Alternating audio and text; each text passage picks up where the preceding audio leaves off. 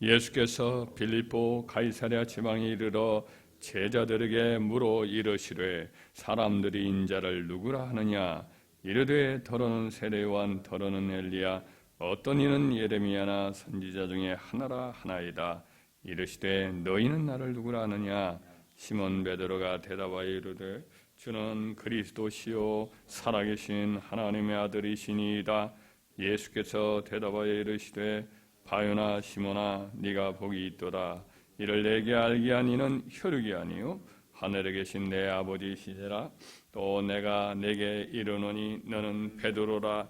내가 이 반석 위에 내 교회를 세우리니 음배의 권세가 이기지 못하리라. 내가 천국 열쇠를 내게 주리니 네가 땅에서 무엇이든지 매면 하늘에서도 매일 것이요 네가 땅에서 무엇이든지 풀면 하늘에서도 풀리리라 하시고 이에 제자들에게 경고하사 자기가 그리스도인 것을 아무에게도 이르지 말라 하시니라. 이때로부터 예수 그리스도께서 자기가 예루살렘에 올라가 장로들과 대제사장들과 서기관들에게 많은 고난을 받고 죽임을 당하고 제3일에 살아나야 할 것을 제자들에게 비로소 나타내시니 베드로가 예수를 붙들고 한변하여 이르되 주여 그리 마옵소서 이 일이 결코 주께 미치지 아니하리이다. 예수께서 돌이키시며 제자들에게 이르시되 사탄아 내 뒤로 물러가라. 너는 나를 넘어지게 하는 자로다. 네가 하나님의 일을 생각하지 아니하고 도리어 사람의 일을 생각하는도다 하시고 이에 예수께서 제자들에게 이르시되 누구든지 나를 따라오려거든 자기를 부인하고 자기 십자가를 지고 나를 따를 것이니라. 누구든지 제 목숨을 구원하고자 하면 잃을 것이요 누구든지 나를 위하여 제 목숨을 잃으면 찾으리라. 사람이 만일 온 천을 얻고도 제 목숨을 잃으면 무엇이 유익하리요? 사람이 무엇을 주고 제 목숨과 바꾸겠느냐? 인자가 아버지의 영광으로 그 천사들과 함께 오리니 그때 각 사람이 행한 대로 갚으리라. 진실로 너에게 이르노니 여기 서 있는 사람 중에 죽기 전에 인자가 그 왕권을 가지고 오는 것을 볼 자들도 있느니라. 아멘. 2000년 전에 예루살렘 성의 서문 밖에 사형장인 골고다 언덕에서 예수님께서 십자가에서 이제 못 박혀 돌아가셨습니다. 그리고 사흘 만에 다시 살아나셨습니다. 예수님의 부활에는 여러 가지 의미가 있습니다. 그래서 이번 주에 이렇게 새벽에 주님의 부활의 의미에 대해서 살펴보고자 합니다. 첫째로 예수님의 부활은 예수님이 그리스도다. 하나님이 기름 부으시고 보내실 것이라고 약속하신 구원자다라는 것을 예수님의 부활의 의미에 담고 있습니다. 오늘 본문 말씀에 보면 그 그리스도이신 것을 처음으로 공개적으로 밝히신 대목인데 예수님이 제자들과 함께 가이사랴 빌립보라는 지역으로 올라가신 바가 적이 있습니다. 거기서 이제 이방 지역인데 원래는 이제 이스라엘 지역이지만은 그 당시에는 이방 유대인들이 살지 않았어요.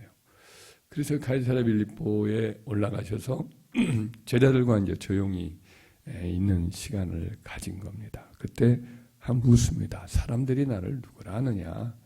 그랬더니 이 제자들이 이구동성으로 이제 예수님은 여러 세례 요한이라고 말하는 사람도 있고 또 여러 또 예레미야라든지 선지자 중에 한 사람을 하고 이렇게들 이야기합니다. 그래서 예수님이 이제 본론은 그들에게 묻는 말이 너희는 나를 누구라 하느냐라고 묻습니다. 다른 사람은 어찌하든지 너희는 나를 누구라고 생각하느냐, 판단하느냐 이것을 묻습니다. 이것이 이제 중요합니다. 그랬더니 제자 중에 한 사람이었던 베드로가 용감하게 바로 고백을 하지요. 주는 그리스도시요 살아계신 하나님의 아들이시니이다. 구약에 보면 그리스도를 보내신다는 말씀이 많이 나와요. 이제 이스라엘의 실패와 더불어 여러 환난과 고난이 참 많은데 그와 같은 실패를 다시 회복하고 또 그 여러 지배와 압박과 수탈과 또 여러 수치 이런 가운데 그들을 건져낼 자로 그들은 이해를 했지요. 그분이 바로 이제 그리스도인 거지요. 구약의 여러 사사들 혹은 왕들 다 주어봤지만 다 실패해요. 그들을 완전히 건질 자가 없어요.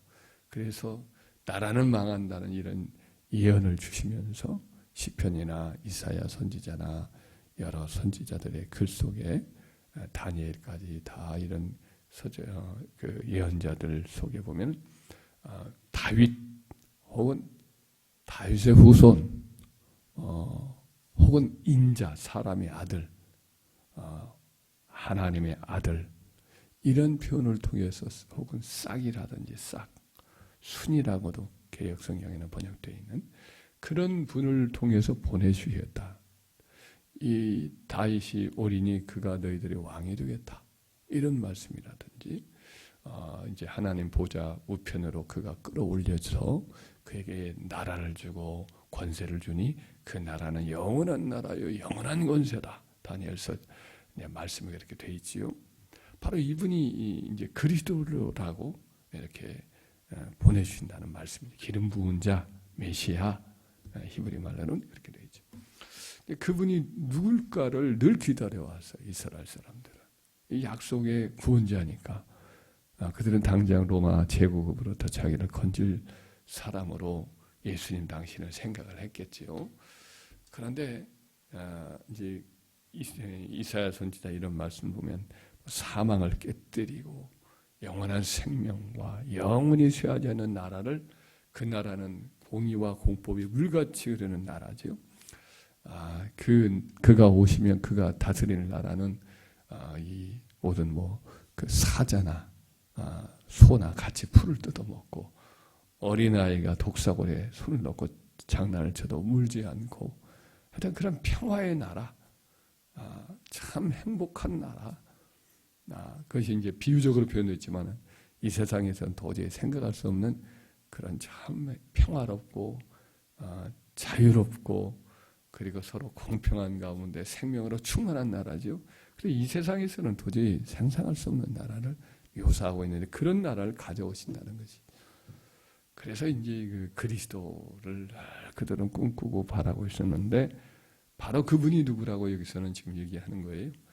예수님이다 라고 베드로가 얘기를 하니 예수님 그걸 받습니다. 바요나 시몬아 네가 복이 있도다.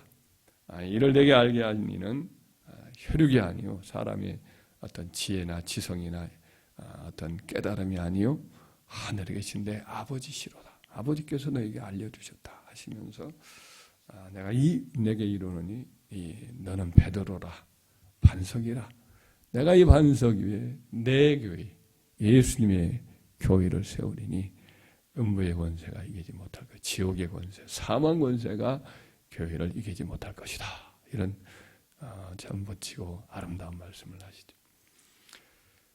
그러면서 21절에 이제 하신 말씀이 최초로 이제 하신 말씀이 당신이 그리스도라고 얘기하신 다음에 그리스도로서 해야 될 이제 그 사역의 정점을 21절의 말씀을 아주 함께 읽어볼까요? 시작.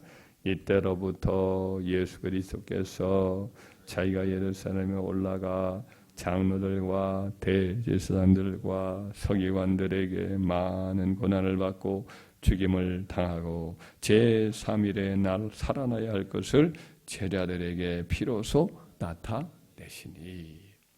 그리스도가 해야 될 그 이제 구원의 사역을 이제 이루기 위한 최종적 사역, 가장 중요한 사역이 뭐냐?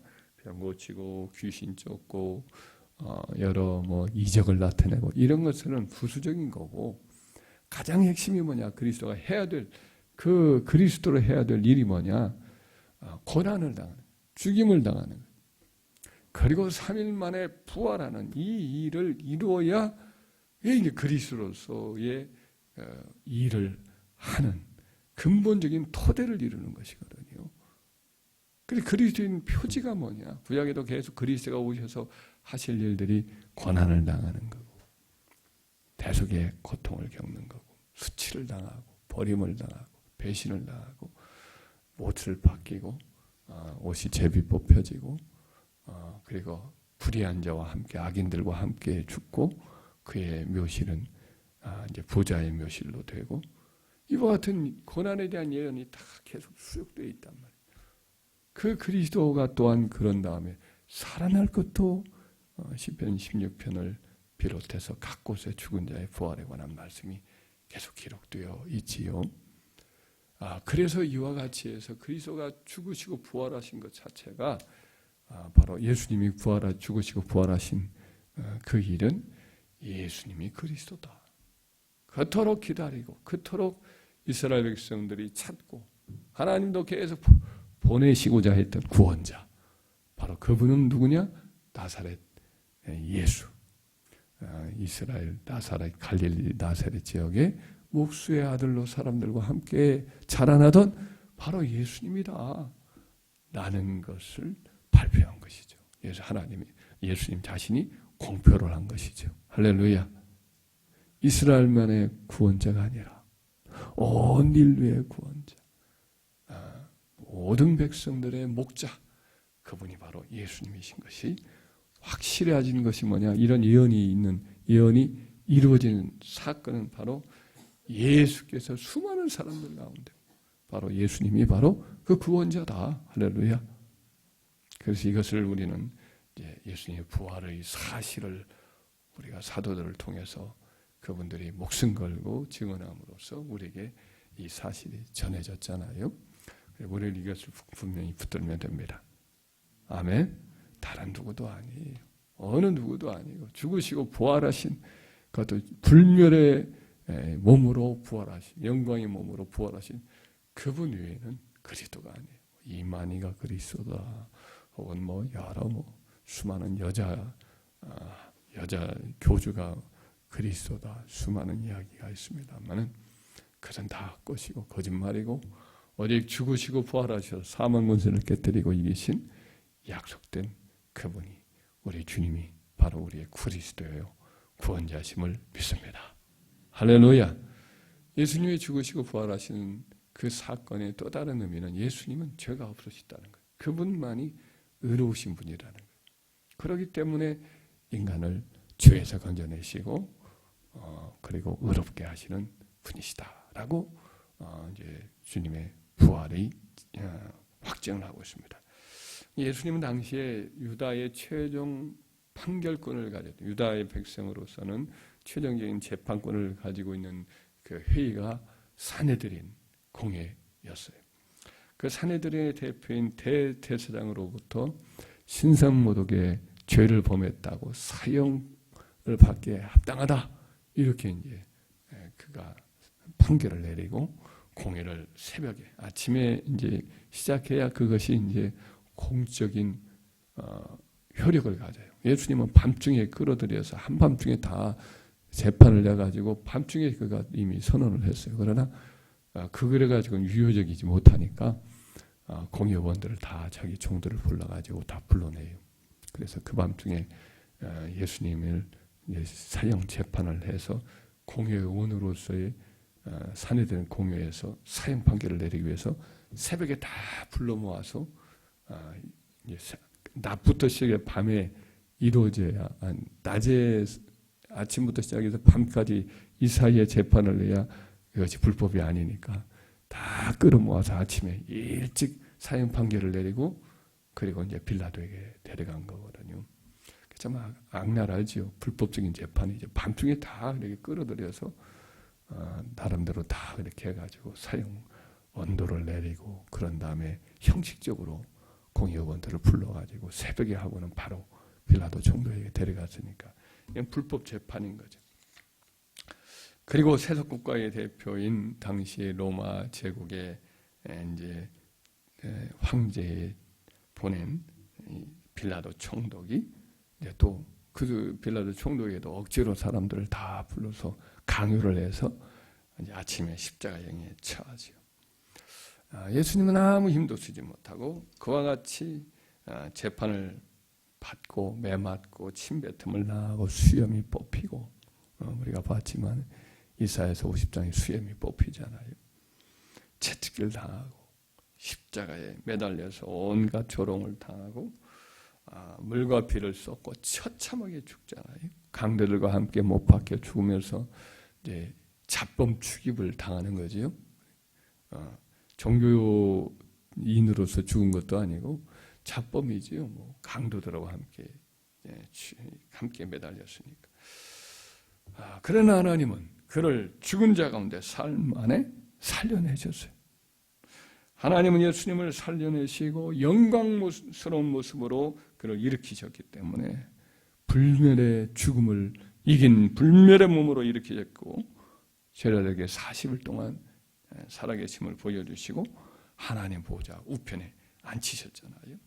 이로써 사람들이 그를 악한 자로 사형받을 자로 취급을 해서 처벌을 하고 재판을 내렸지만 하나님은 그를 영광스럽게 살려내심으로 사람들의 판결이 틀렸고 예수님은 죄가 없으시고 도리어 의로운 자다, 거룩한 자다 이렇게 선언을 하신 거죠.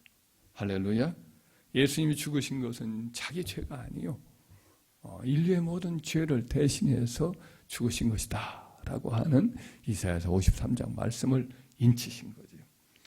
그래서 사도들이 이제 성령 받은 후에 사도행전에 보면 종종 설교할 때 저 의인이라고 표현한다. 의인. 예수님을 의인으로 표현을 하지.